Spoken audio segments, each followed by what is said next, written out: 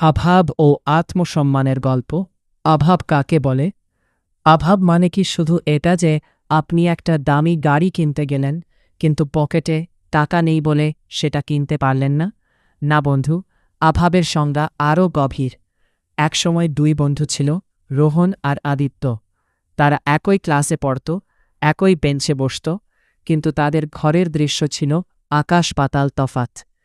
একদিন সকালে স্কুলে আসার আগে রোহন তার মাকে গিয়ে বলল, মা, খুব খিদে পেয়েছে, খেতে দাও। মা হাঁড়ি পাতিল উল্টে দেখলেন এক দানা চালও নেই। তিনি চলচল চোখে বললেন, বাবা, কি খেতে দেব? ঘরে তো কিচ্ছু নেই। রোহন মুহূর্তেই মায়ের কষ্টটা বুঝতে পারল।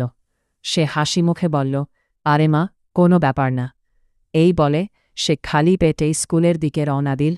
আর ওদিকে আদিত্যর মা তাকে ধরে বেঁধে অনেক জোরাজুরি করেও মাংসন ভাত খাওয়াতে পারলেন না। আদিত্যর যেন খাবারে কোনো রুচি নেই।